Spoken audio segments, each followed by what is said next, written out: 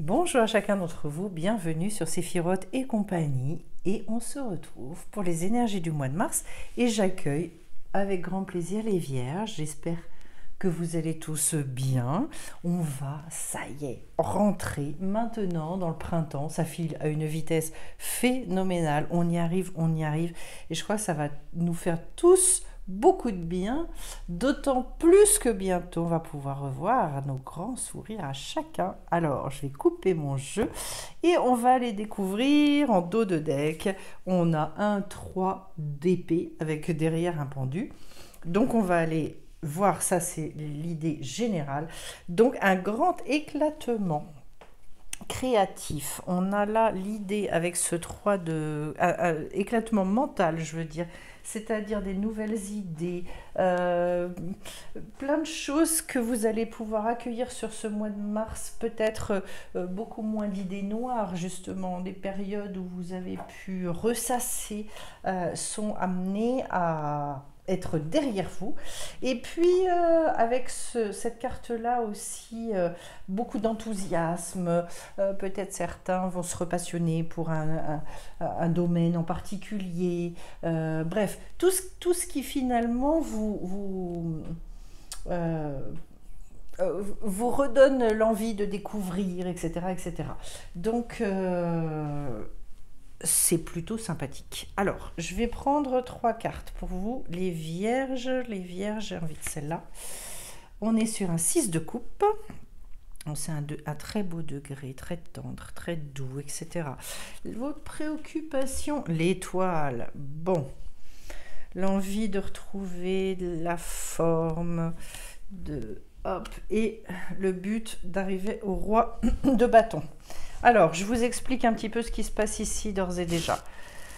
Vous êtes dans un état d'esprit et c'est super. Je veux me faire du bien. Je veux que tout ce que je peux ressentir de sentiments doux, plein d'amour, plein de tendresse, et ben j'ai envie en fait de le partager avec les autres. C'est vraiment la carte aussi de la rencontre. On est dans l'envie aussi et l'idée de la rencontre avec une âme sœur, voilà, un être qui va nous correspondre complètement. Et donc, c'est tout ce qui est joie d'une réalisation en miroir. Comme si on me disait sur votre mois de mars, les vierges, et bien finalement, je suis bien dans la relation, je suis bien avec l'autre. Et qu'est-ce que je veux? L'étoile. Le cœur de ma préoccupation, du moins. Eh ben, cette étoile, elle me dit peut-être pouvoir exprimer toute ma vérité intérieure, retrouver finalement cette beauté, cette harmonie qu'on a avec le 6 ici, que je sois à même de l'exprimer. Retrouver aussi peut-être un équilibre au niveau de ma santé, au niveau de la manière dont j'ai organisé mon quotidien, un besoin aussi de remettre plus d'esthétique dans sa vie. Alors il y a des fois ça peut être ben justement on parle du grand ménage de printemps. Voilà, je remets tout à plat, j'ai envie de choses qui soient vous savez, l'ordre extérieur, cet ordre qui fait que à un moment donné on se dit mais qu'est-ce que je suis bien là où je suis, les idées sont claires, ça fait du bien, voilà. euh, un retour aussi à la nature, c'est-à-dire tout ce qui va pouvoir vous remettre puissamment en lien avec la nature ou avec votre propre nature. Bref, le but, le voilà, être roi en son royaume avec ce magnifique roi de bâton. Pardon, chose très intéressante parce que vous êtes le troisième signe et il me semble qu'il est tombé les 3 fois. Autrement dit, c'est curieux, hein, il y a des choses comme ça. Peut-être cette sensation, vous savez, l'envie de se dire ça y est, je suis pas complètement, je subis plus les choses. Alors moi, c'est quand même un clin d'œil parce que on est toujours sur des énergies générales et je peux pas m'empêcher de penser à la réouverture qui est en train de se produire quand même à l'usure, petit à petit, ça y est, on va revivre et revivre vraiment, euh, entre guillemets, normalement, on y retourne. Alors quel bonheur, quoi. Mais quel bonheur de retrouver aussi une liberté aussi fondamentale que celle d'aller et venir sans avoir à justifier de quoi que ce soit. Ce roi de denier, de bâton, pardon, c'est quand même celui euh, qui sait exprimer sa force, qui sait être un conquérant dans sa vie. Donc en fait, j'assume pleinement mes choix, mes décisions, etc. Je suis maître de mon destin. C'est un petit peu cette idée-là, quoi. Et surtout, en fait, arrêter de remettre son pouvoir en question. Je pense que ça, c'est vraiment quelque chose qui est très important sur votre mois de mars. Vous avez besoin, les vierges, on sait, c'est un signe qui est extrêmement mental, c'est un signe qui a tendance à...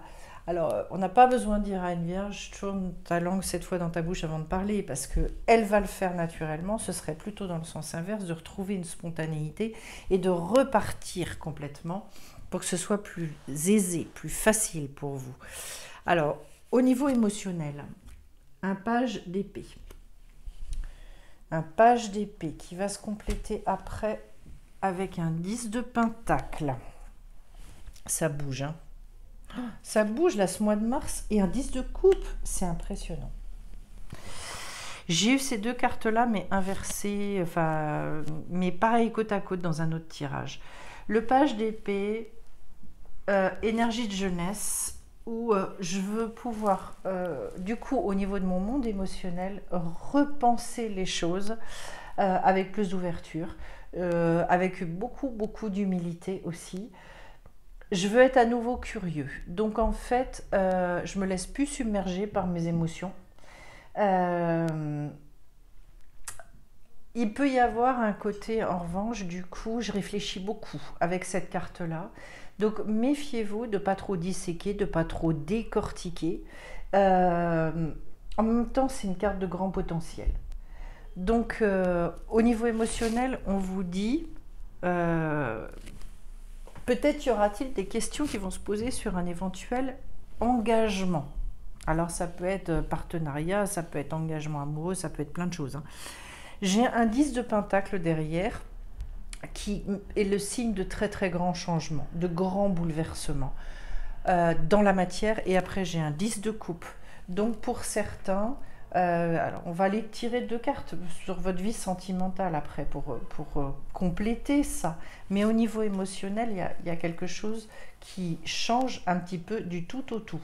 Avec le pentacle, il est question de tous les grands changements de vie, emménagement, déménagement, de tout ce qui va concerner aussi l'argent, les finances, etc. Donc ça veut dire comme si vous arriviez, je pense, à nourrir votre monde émotionnel à un haut niveau, à un grand degré. C'est pour ça que pour certains, il peut y avoir au niveau de votre vie amoureuse quelque chose de sympathique.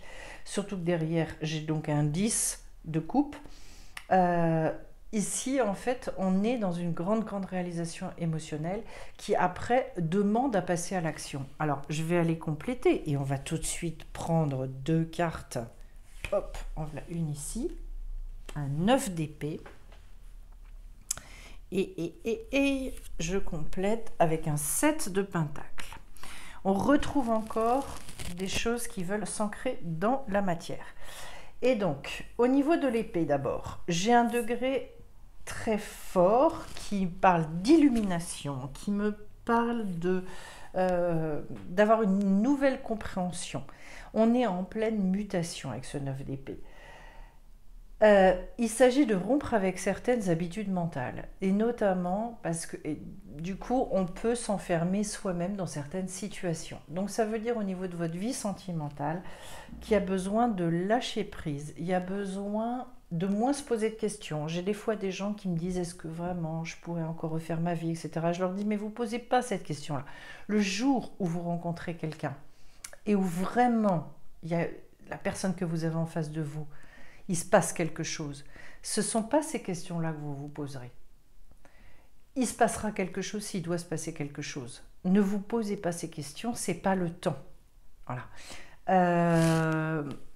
La seule chose que l'on peut faire, en revanche, avant de rencontrer, c'est d'accepter justement que ça ne nous appartient pas. Je le précise et je le dis malgré tout dans la tradition hébraïque, il y a plusieurs choses qui ne sont pas entre les mains de l'homme, et notamment le fait de choisir, enfin, si bien sûr on choisit son conjoint, sa conjointe, son compagnon ou sa compagne, c'est pas le problème, mais en revanche, c'est vraiment, ça nous est envoyé. C'est vraiment le monde invisible qui là intervient pour nous présenter et nous proposer.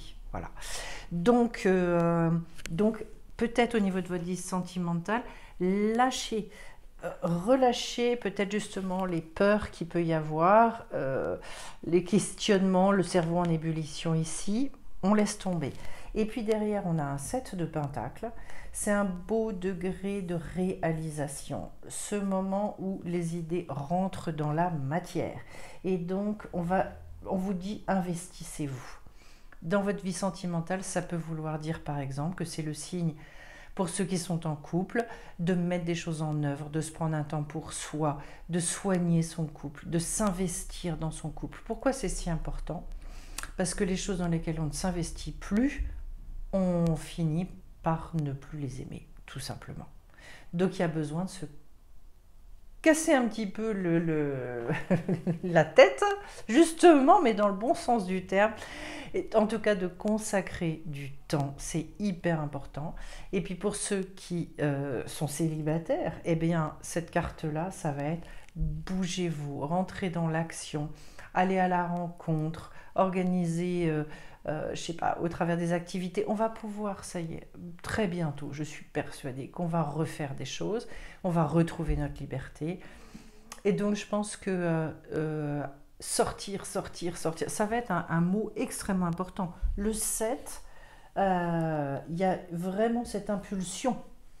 Et on accède à ce que l'on veut parce qu'on met en œuvre, parce qu'on s'implique et qu'on implique vraiment le corps. Donc, voilà, se bouger. Ensuite, je vais aller voir au niveau matériel et ou professionnel ce qu'on me donne. L'empereur. Donc, vous voyez, il est bien question d'asseoir certaines énergies, certaines choses. Hop, après l'empereur, le fou. Waouh! Ça, je vais prendre celle-là. Et le chariot. Alors là, les vierges, il se passe quand même quelque chose sur votre mois de mars. Hein. Il n'y a pas à dire. Hein. Là, je remets ça en dos de deck. Donc, mon 3 d'épée. L'empereur, vous avez 3 arcades majeures. Hein. 3 arcades majeures. Donc, première chose, j'avance avec mon intuition. Je relâche un petit peu le mental. Mais cette fois-ci, je mets en œuvre, je rationalise, je priorise aussi beaucoup les choses. Il est question de s'organiser sur votre mois de mars. Et du coup, il y a un moment où en fait, toute cette volonté intérieure, ça va... Normalement, si vous voulez, ça suit l'impératrice. Donc avec la parole, le verbe créateur, vous avez dit ce que vous voulez. Et cette fois-ci, là, c'est le moment où ça rentre dans la matière. Le pouvoir de l'empereur, il se base sur l'intuition. Il est sans arrêt et il ne quitte pas le lien qu'il a avec son ressenti. Mais en revanche, vous arrivez à retrouver justement, vous recherchiez avec ce roi de bâton quelque chose où vous vous sentiez maître de votre vie, et bien quand on en arrive à l'empereur, c'est bingo, c'est gagné. Et puis derrière, j'ai le fou. Comme si en fait on vous disait, vous avez carte blanche pour repartir à l'aventure. Et l'aventure, c'est pas... comment je peux vous dire ça ? On n'est pas là sur le côté aventurier inconséquent. On est bien là, parce que je suis entourée par l'empereur et le chariot. Hein. On est là sur quelqu'un qui fait les choses très en conscience. C'est voulu, mais qui se dit, je vais aller au bout de mon projet. Quand on est voyageur, ça veut dire qu'en fait, d'abord, on est dans cette ouverture extraordinaire dont on avait parlé avec le page d'épée. Je suis prêt ou prête à toutes les éventualités. Et c'est pour ça qu'en fait, dans votre monde émotionnel, ça secoue beaucoup, ça bouge énormément sur ce mois de mars, parce que c'est comme si vous instauriez un partenariat incroyable avec la vie. Vous étiez toutes les yeux grands ouverts, les oreilles grandes ouvertes aussi, pour saisir toutes les occasions qui pourraient se présenter à vous. D'autant plus que j'ai la carte du chariot. Et le chariot, c'est un degré 7. On revient sur quelque chose de très... où on est hyper aligné. Parce que, je le dis toujours, c'est la carte où mes pensées, mes paroles, mes actes, ils sont tous en cohérence. Je dis ce que je pense, je fais ce que je dis. Donc en fait, ça veut dire qu'il y a un côté très décidé. Au niveau matériel, au niveau professionnel sur votre mois, vous êtes prêt à repartir sur de nouvelles choses, à redonner une nouvelle impulsion, à retrouver une indépendance absolument extraordinaire. C'est une prise en main de votre destinée. C'est vraiment ça le maître mot de votre mois de mars. Avec, du coup, effectivement, oui, un rayonnement. Et ça ne m'étonne pas. Parce que quand je vois les 3 arcades majeures avec lesquelles on finit ici, enfin pas complètement, parce qu'après je vais prendre dans l'oracle quantique, je vais prendre 3 cartes pour compléter ce tirage. Mais pour moi, les vierges, il y a une carte à jouer sur le mois de mars pour vous. Hein. Une vraie carte à jouer. Ça ne m'étonne pas que vous soyez en lien avec l'étoile, qui représente aussi votre destinée, et en sachant que vous influez sur votre destinée. C'est vous aussi qui dites ce que vous voulez. Est-ce que vous voulez vivre et quelle porte vous voulez ouvrir ou fermer d'ailleurs, en fonction de ce qui vous est proposé. Alors, là, je m'arrête là. J'ai l'esprit. Donc on est très aligné, on est très en lien. Je vous parlais d'alignement. La roue, le mouvement, les choses qui tournent, le côté cyclique. Alors très intéressant en hébreu d'ailleurs, la roue, ça se dit galgal, et la force. Ça se dit galgal, et en fait, il y a un autre mot, les réincarnations en fait en hébreu, ça se dit gilgulim. Et c'est la même racine, c'est exactement la même racine, la roue et la réincarnation.